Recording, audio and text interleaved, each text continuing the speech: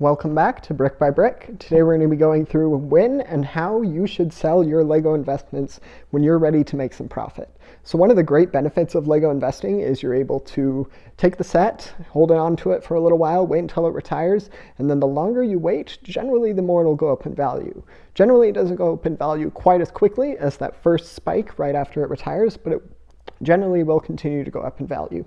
And that has certainly happened with this set right here.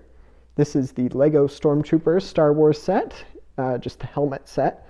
It is set number 75276, has 647 pieces, and it's been an amazing investment for me. It has followed the trend that I briefly mentioned earlier. It has gone up, it went up in value by a pretty good margin right after it retires, which makes sense because that set is no longer in circulation. Well, it is in circulation, but Lego isn't making any more of them. So the few sets that are still in circulation, or some of them are getting opened and built. Well, not many of them are remaining in box, which means that the ones that are remaining in box are helping to increase their value. So this set has been an incredible investment for me. I got it for about $46, and I've been able to, I could sell it right now for about $150, possibly even more. Some of these are going for even more than that, but it's been a great addition to my Lego investing collection.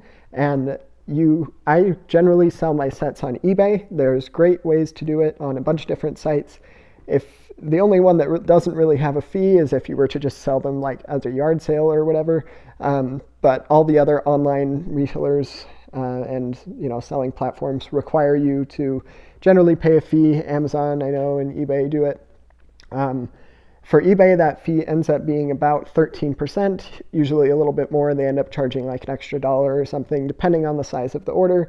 But I think the standard is about 13% fee for everything that you sell on eBay, which can add up to be kind of pricey, but which is why I prefer to wait until my sets have really gone up in value before I end up selling, because I want to make as much money as possible from each of the sets I sell, and it's a little more difficult if they're taking a 13% margin out of a set that has only gone up, say, 20%. You're only getting like a 7% return on investment, which isn't great. Generally, sets do a little bit better than that, but that's just a random example, and that number can fluctuate either way. Next up is this set here. So this one, I'm going to be holding on to it for a little while longer. This is the Speed Champions Ferrari 8 set. It is set number 76895, has 275 pieces. And it's been a great addition to my Lego investing collection. The reason I haven't sold it yet is because it's still going up in value by a pretty good margin. So I'm going to wait usually until I can either double or triple a Lego investment before I end up selling them, just because, like I mentioned, I'm able to make the maximum amount of profit. I could do it a little bit faster and maybe make some more money if I were to sell them right after they retired. That takes a lot more work to track when the sets are going to be retiring, the ones in your Lego collection, and to know when you should be selling them. Another part, and we'll be making another video on how you should buy the Lego sets and what time you should buy them. But anyhow, that trend generally follows, and that trend is followed with this set. It went up in value right after it retired by a pretty good margin. It went up in value pretty quick, but it'll likely just continue to go up. Next up, we have this set right here.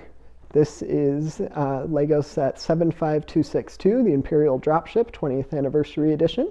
Has 125 pieces, and it's got quite a few minifigures in it for a set of this size. It has 5 minifigures in it, including the Lego Han Solo exclusive figure. So this is an example of a set that I could hold on for forever, and it'll likely just keep going up in value. And a lot of that is because, well, for one, it's basically a Lego Star Wars battle pack. Within this set, it just has the one extra Han Solo minifigure. But I could hold on to this set for a while because it's got a lot of exclusivity to it, being from the 20th year anniversary theme.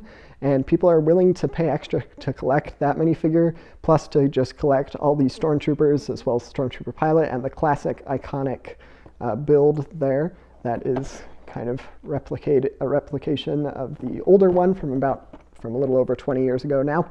But each of these additions help make the set a really great investment. Next up, we'll be going over a bit of a smaller set. So this is Lego set 71370, the Fire Mario set. It's just a little kind of add-on for a character pack, or for the Mario figure or the Luigi figure or Princess Peach. And this is an example of a set that I'll probably be selling soon because it really spiked in value right after it retired. It went from being worth A little under, around $10. Well, I think it retailed for $10 to being worth more than 50, and in some cases like 55 plus dollars. So I'm probably going to end up selling this set soon, just because it's done so well. It'll likely continue to go up in value, but it's hard to not cash out on some of those profits. So I likely will do that and recycle the money back into a Lego set that might be retiring soon.